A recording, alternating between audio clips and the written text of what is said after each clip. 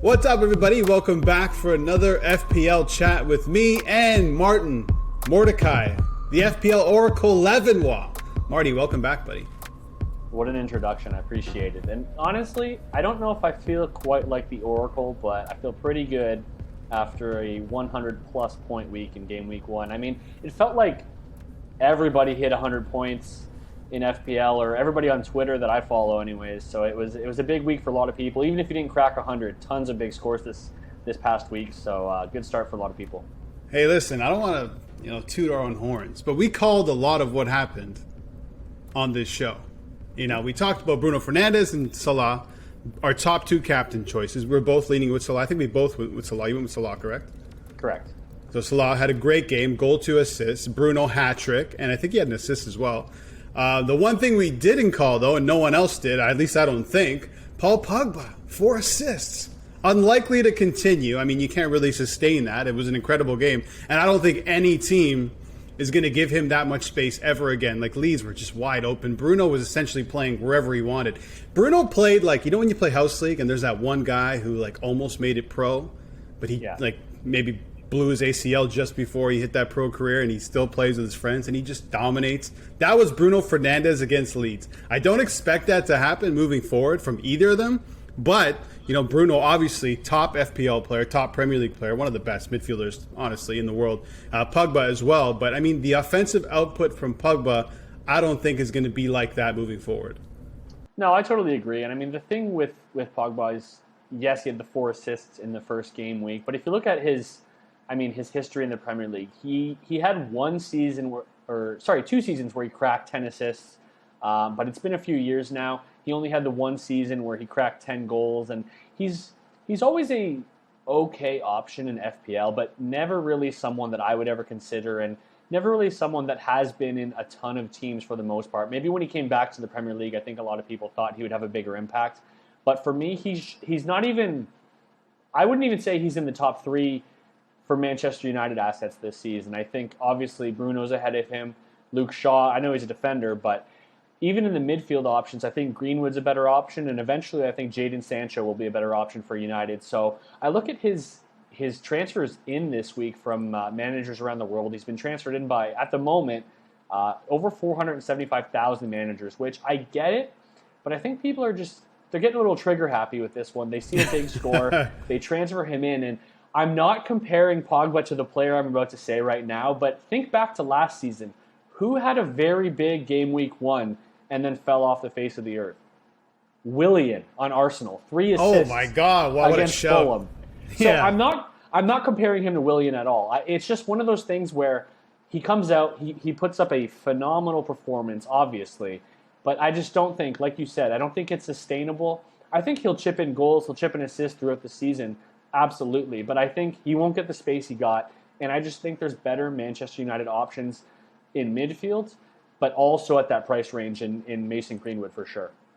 The thing with Pogba, Marty, is his positioning. In that match, he was obviously further forward. I think he was playing off the left, sometimes off the right, more of an attacking midfield role. But at times, last season, we saw him playing deeper, almost like in a double pivot, sometimes with Fred, sometimes with McTominay. So I think that's something to keep an eye on. If you are bringing in Pogba as moving forward, where is he going to play? If he plays in an attacking position, then yes, we should expect to see him provide a lot more. But if he's a lot deeper, he's almost going to be that guy who's providing the hockey assist, the assist to the assister, if you will. So, he'll obviously have a couple goals. He usually finishes with at least 5 or 6 goals in a Premier League season. So the return could be there. But, to keep him for the majority of the season, I just don't think it's a strong play, considering the options on that team. Yeah, I totally agree. I think he's someone worth monitoring. But for me personally, and I think for a lot of maybe more experienced FPL managers, I think they've seen this before from other players and even from Pogba himself, and I think they're going to hold off for now. I like Mason Greenwood a lot. I have Ilkay Gundogan. I know a lot of people do have him. Looks like he's injured. He might miss out. He might not miss out. But if you want to replace him, and you're looking at a player from Manchester United that maybe isn't Paul Pogba, then maybe Mason Greenwood could be that guy. He had a pretty good game. Most of the Manchester United players had a really good game. Scored a goal, and he also played 90 minutes, which is big. I wasn't expecting that. And we also saw Jadon Sancho, come on the pitch and play alongside him instead of coming on for him. So maybe moving forward, we're going to see Greenwood in that starting 11, at least for the most recent game weeks coming up.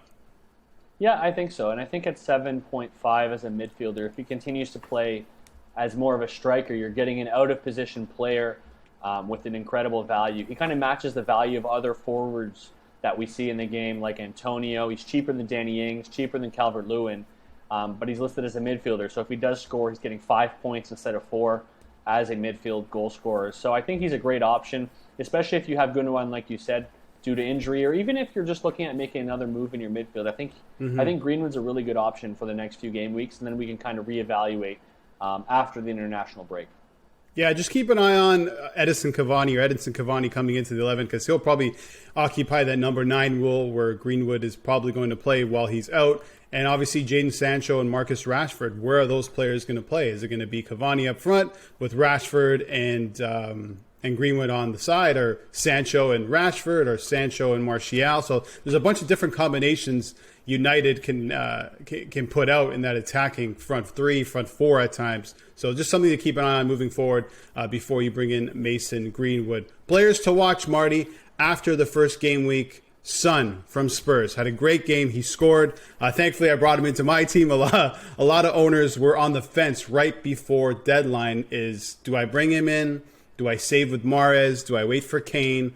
What do I do? And he paid it off. He looked really good too. Obviously, Spurs playing a much better team in Manchester City, but they took it to him, and that's a good sign moving forward from Spurs, is that we're going to see them attack a lot more than I think most people thought we'd see going into the season. Yeah, I totally agree. And you mentioned it. I was one of those people who was on the fence, and I actually went the Mahrez route, saved $1 million there. It didn't work out, obviously, but I think people who did go with Son, I think they did make the good choice. Obviously, he got that goal. He got the 2 bonus points for 10 on the game week 1 score sheet. So it's a great pick for them. And the interesting thing with Son is the upcoming fixtures are great. Obviously, game week 1 against City, I think people expected maybe a return, but maybe not. But in the next 3 game weeks, Wolves away, Watford at home, which I think he's going to be one of the most captain players in game week 3. Right. And then in game week 4, away to Crystal Palace. I think those are really good fixtures for him and for Spurs. The one thing that's interesting with Son is there's a lot of people throwing out the idea that he may actually be a better fantasy asset with Harry Kane out of the team. Obviously, it's tricky because we saw the chemistry last year. The amount of goals and assists that they created for one another was incredible. But right now, just based on where he's playing in this team, in terms of being a goal threat, I think it's probably at its highest it's going to be with Kane out of the team. His expected goals is looking very good. And at 10.0, if you can fit him into your team now, it's kind of tricky because personally, I want to hold or roll my transfer into game week 3. But depending on the shape of your team, I can understand why you may look at bringing him in this week, just in case he does get another haul and his price might rise ahead of game week 3, where I think he's going to be highly owned and highly captained. So I definitely think he's one to watch if you don't have him. And if you have him, obviously don't let him go. Son with or without Kane is obviously a good option, but without Kane, like you mentioned, he's going to be the one who needs to score the goals, and he'll probably be on penalties as well. It's been Kane's spot for a long time, but with him out, at least for the foreseeable future, it's going to be Son most likely taking those penalty kicks, so something to keep in mind. Romelu Lukaku, his transfer from Inter Milan to Chelsea completed. He's a Chelsea player. Looks like he's going to feature against Arsenal. Sorry, Marty. What should we expect from him? Should we bring him in or should we wait? This is an interesting one because obviously, the quality of the player is he's fantastic. I think he's going to be a great asset in FPL this season, and there is no better opening matchup really than Arsenal, I think, for a player like Lukaku. We could talk about Arsenal and just that situation for hours and hours, but to keep it short, I think if he does manage to start this weekend, I think he's going to probably score. I just think Arsenal right now are a mess. And the one thing with Lukaku, though, is his price. You look at his price right now, especially when you probably already have 2 heavy hitters in your team, 2 premium players. For you and I, that's Salah and Bruno. So it's just tricky to fit him into your team. And I was just looking at his ownership, and it's currently at 12.7%, which, I mean, clearly a lot of people have maybe they started with him already and had to sit him for a week, or maybe they made the transfer in. But I think his ownership is actually higher than I thought it would be, just because I think the fixtures, even although I think Arsenal is a very good fixture for him, after that, they have some tricky fixtures. Liverpool away, Villa at home is a good fixture, but then they play Spurs and City in game weeks 5 and 6. And I think it's kind of a tough time to bring a player like Lukaku in for those two reasons. Number one, the price, because who are you going to drop? If you have Mo and you have Bruno, how could you drop either one of those players with the fixtures they have in the next few weeks, plus the way they're playing, to bring in another premium like Lukaku? And if you don't have those players, and let's say you have another premium that you're not happy with, the fixtures aren't great. I'm not saying he's not going to perform well. I just think he's someone that you probably want to stash on your watch list for a few weeks, see how things go, and maybe if you're using an early wild card after the international break, or even at the beginning of October when their fixtures turn to a run of green fixtures in FDR, I think that might be the time to do it, just because I think the form and fixtures of the other premiums that you probably have in your team already are better.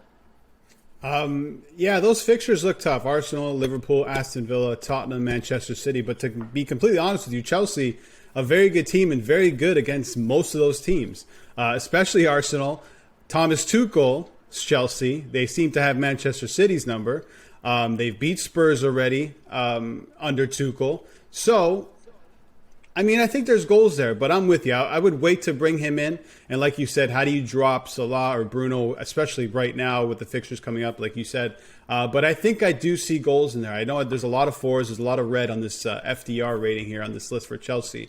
But I think there's goals in there for Romelu Lukaku. But something to also keep in mind, if Harry Kane does come back, whether it be for Manchester City or Tottenham, that's another player you're going to have to consider. Do you take Lukaku? Do you go with Kane, who's a perennial goal scorer in the Premier League and obviously is fantastic in FPL? We know that. So lots to think about moving forward. But remember, we've only had one game week.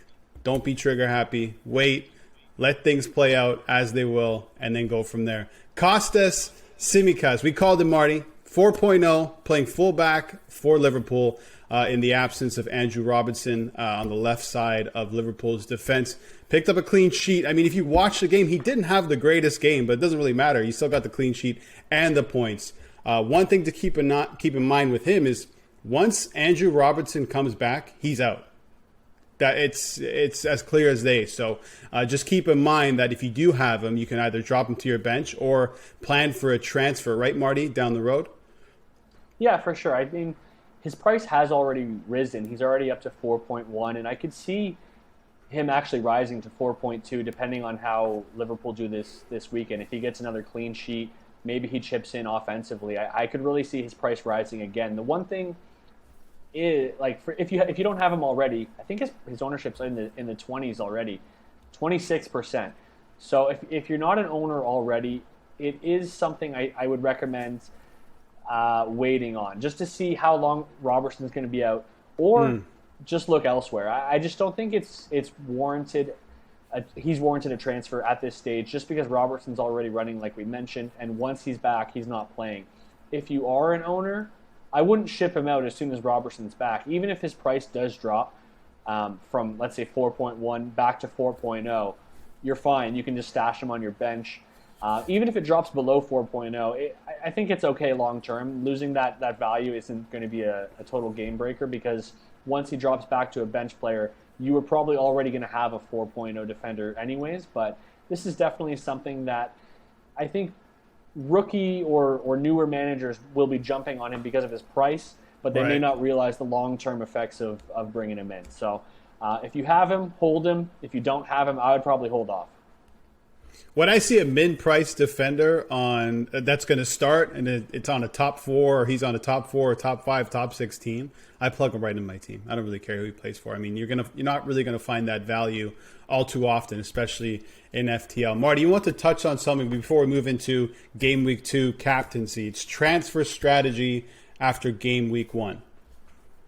Yeah, I mean, the biggest thing for me it all depends on how your first game week went. Obviously, people and their success in game week 1 is going to range all across the board. And if you find that maybe you took a few punts on some players who came off the bench, didn't feature in the starting lineup, maybe you're unhappy with your score in game week 1, I understand making transfers. But for me, early on in the season, I want to hang on to my transfers, especially if I can have 2 transfers after the transfer window closes and after the international break. I can understand some people may look at a player and think their price is going to rise, and you want to jump on that early and play a little more aggressively to get the value in your team. It all depends on your situation. Personally, I think for myself, I'm rolling my transfer. I'm happy with my team heading into game week 2. Even if I use a transfer in game week 3, in game week 3, I have that banked. I have more options so that I don't have to take a hit early on in the season. So I think just something that is more, I guess, applicable to newer managers. If you're not forced into a transfer after game week 1, try to hold off and bank that second transfer so that you can start building those free transfers. I know you can only have the 2, but it makes such a difference if you don't have to take hits early on in the season, or if you can avoid taking an early wild card because you've been able to accumulate a few free transfers and use those, sequentially instead of using a wild card. The biggest thing after the international break, the transfer window will be closed. Maybe you'll want to move for Kane. Maybe there'll be another player transferred in from another league that you're interested in.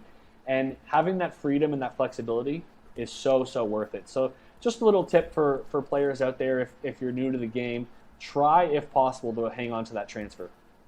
Great tips, Marty, as always. That's why I call you the FPL Oracle. You just drop knowledge like that. You just, sprinkle a little bit here, a little bit there. You take a little piece from there, throw it into your team. Next thing you know, you're number 1 in the world. Captaincy, game week 2. For me, it's between 2 guys, once again. Bruno Fernandes and Mohamed Salah. Mohamed Salah and Liverpool at home in front of a packed house at Anfield against Burnley. That was the deciding factor for me. I'm going with Salah. I just think that having Anfield completely full against a Burnley side, it hasn't been like that for a long time, it's going to be too much for Burnley. And Salah obviously already in fantastic form. I'm going to go with him. Burnley has kind of been a bogey team for Liverpool in the past, especially during COVID with obviously no fans, Liverpool going through a bit of an injury crisis. But I think with a packed house there, Mohamed Salah should be in on the goals, Marty. Yeah, I totally agree. He's my number 1 choice for captaincy this weekend. And it sounds like a boring or a safe pick going with either him or Bruno, depending on what your team looks like. But it's the same as last week. It's one of those things where we said it last week, keep it simple. You don't want to get too cheeky with your captaincy picks. And last week is a perfect example of that. Maybe you went for a differential to try to be, make things interesting for yourself. But yeah. Look at how they performed. Bruno, fantastic week. Mo Salah, fantastic week. And I mean, although they might not hit that same tally like they did in game week 1, I think they're the safest options for sure this week. If I wanted to look elsewhere as a differential, I think depending on who you have in your team and who you think will start for Man City because of the classic Pep roulette, I like the fixture. For me, on paper, that fixture, Man City at home against Norwich City, especially coming off of that loss to Spurs, I think I would be shocked if City didn't score 3+ goals in this fixture.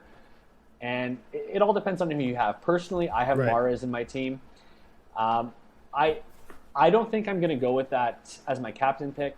If I was looking to go with a differential, it's not a bad idea. Obviously, there's always the risk of captaining a player on Man City and he doesn't get the start and comes off the bench, and then you're kind of stuck with 30-minute appearance instead of 60 or 90.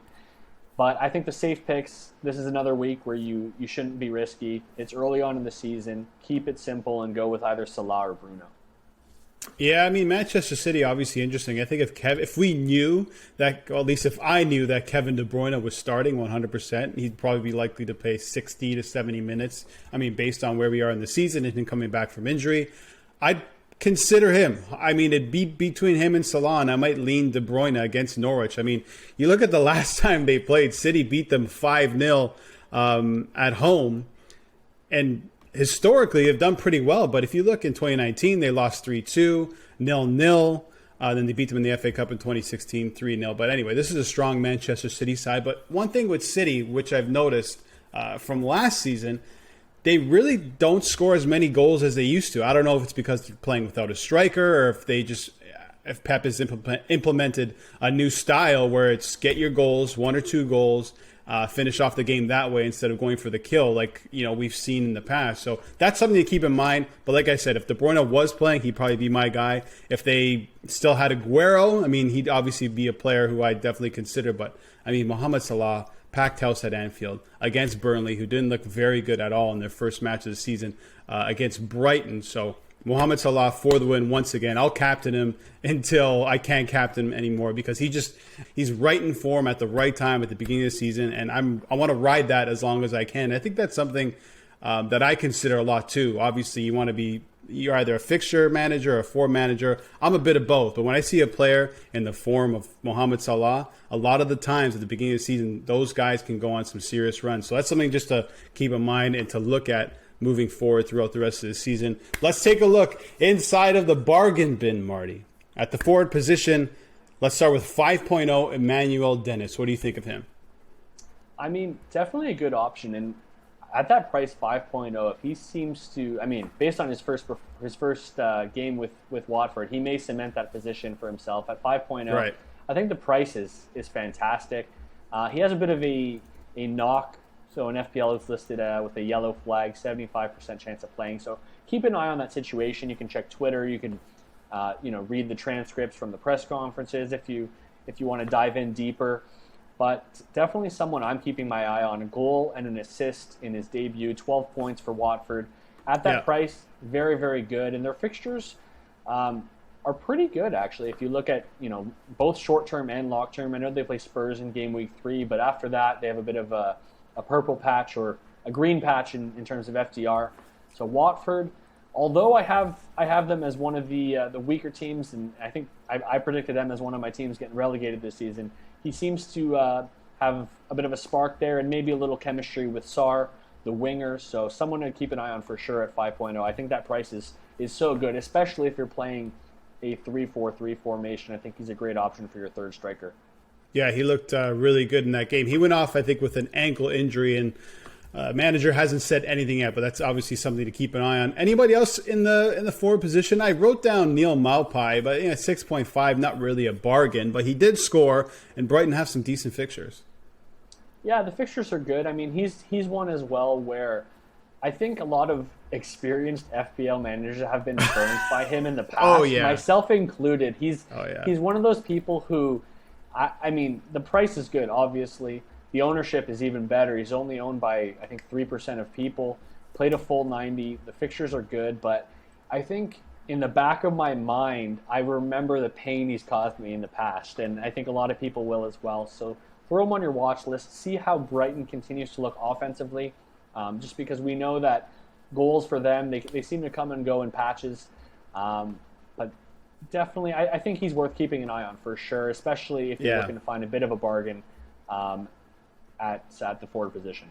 Man, I don't understand. Just go out and buy a striker. If they get a proper striker, I'm telling you, I think they're a mid-table team. I mean, I know they have Danny Welbeck, but he's injury-prone. When he does play, he's good and he scores goals, but how long does that last? You know what I'm saying? They need like a Mikel Antonio, a Danny Ings, that type of striker. I really think it would benefit them a lot. Let's look in the midfield, Marty. Andros Townsend, I want to start with him. 5.5, probably not somebody a lot of people are looking at for Everton. Had a pretty good game against Southampton in the first match of the season. He played about 70 minutes, 1 assist, 3 chances created, 7 crosses sent in. He also took a corner.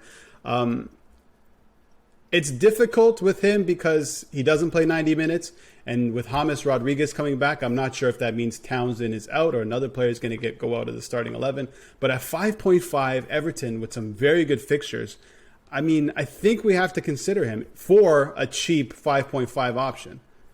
Yeah, I mean, like you said, the price is fantastic. And if you're looking for not only a bargain, but an unbelievable differential, he's owned by under 1% of people. So if you're one of those managers who is willing to take a risk on a player, take a punt, and see what happens, I think I think he's a decent option. I do agree the fixtures are good.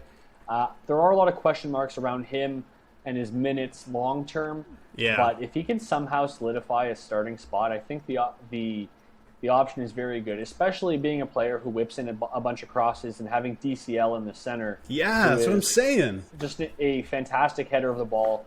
I think the threat is there for sure. I think for me it's tricky again just because the minutes is a big question mark for me.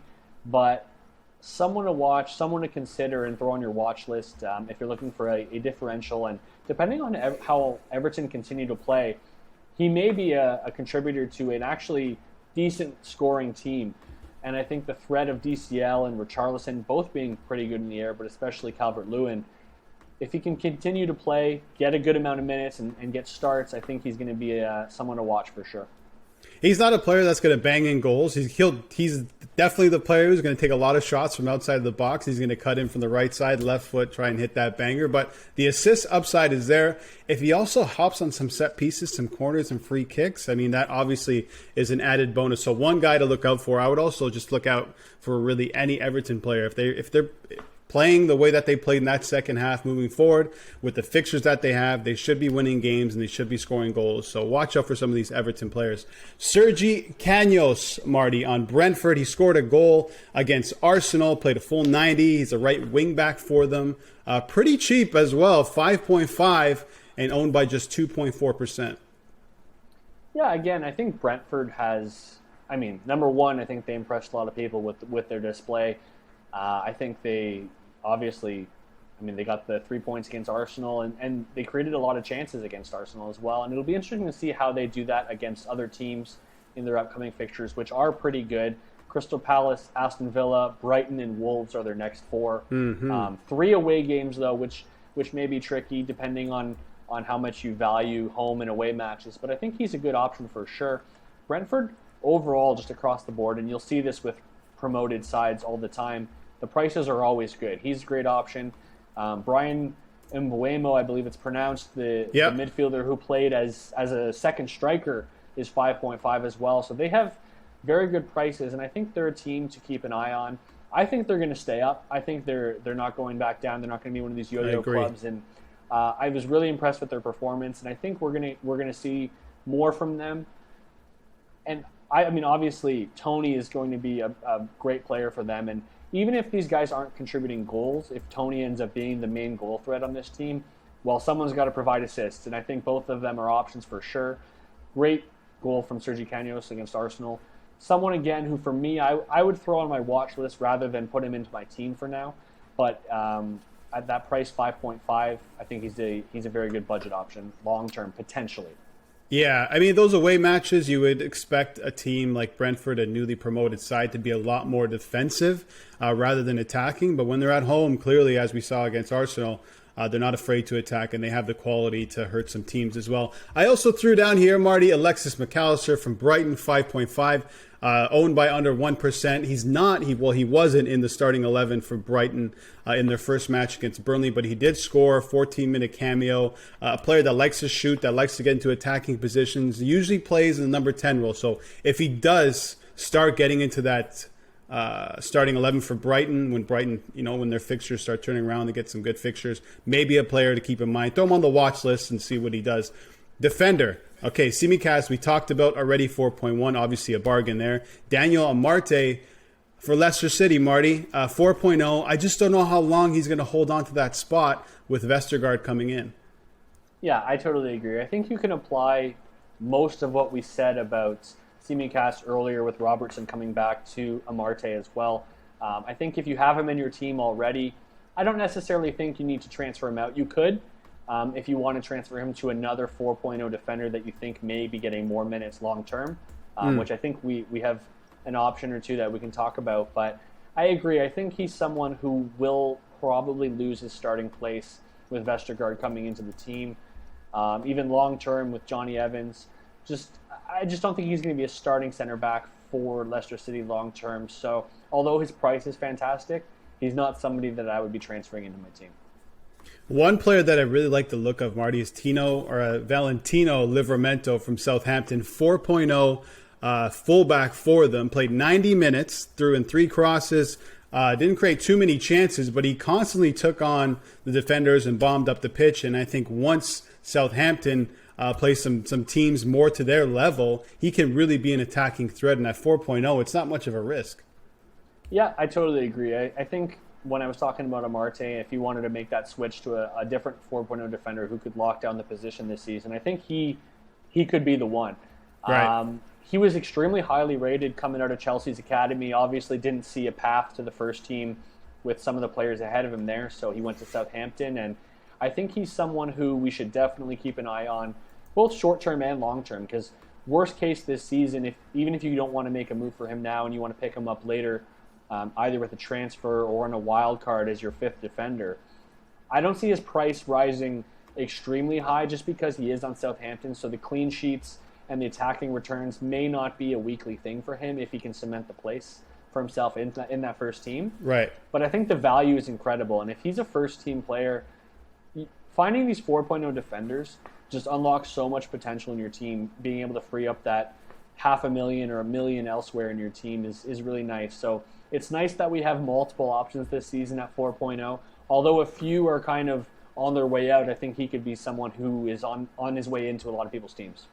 Yeah, and always outside defenders, to me, are more valuable than center backs, especially from attacking perspective, as we've seen with fullbacks now and wingbacks. They attack a lot more in this modern game and almost act as wingers at times in the attacking roles, such as, Trent Alexander-Arnold and Andrew Robinson. One more player you can just throw on the watch list, Kiana Hoover from Wolverhampton. He plays as a wingback as well on the right side. So, Wolves fixtures are okay. They play Spurs and United. After that, it kind of opens up, though. Watford away, Brentford, Southampton, Newcastle. Could be some clean sheets in there, depending on how well Wolves play moving forward. But another player just to throw on the watch list. Marty, anything else to touch on? Or should we wrap up with a prediction of upset of the week? Yeah, I think we touched on all the big things this week. For me, like I said, when I gave kind of my advice to people heading into game week 2 is be patient. I think especially early on in the season, you don't want to set yourself up for long-term failure. If you can hold off on your wild card, do so. If you can hold off on using your transfer after game week 1, do so as well. And it's a marathon. It's not a sprint. There's 38 game weeks, 37 left. So I think you can make up a lot of ground over the course of the season. Even if one of your friends is 30, 40 points ahead of you after 1 week, take your time, relax. We're here for you as well if you have questions. So for sure, I think we're in for a good season this year, and I think we've got lots of good information in this past half hour or so. Absolutely. Okay, give me your upset of the week, Marty, and don't say Arsenal over Chelsea. Well, I don't think that's happening. So upset of the week. This is a tricky one. I was looking at this earlier just because I thought this question might come. So I don't think any of the traditional top 4 are losing this weekend. I think Chelsea beat Arsenal. I think Liverpool win. I think City win. And I think United win. So outside of them, if I had to look at a matchup where I think we could see an upset, maybe is West Ham over Leicester an upset? I don't know if that's I don't know. Based on last season, based on their first game, they're actually pretty good.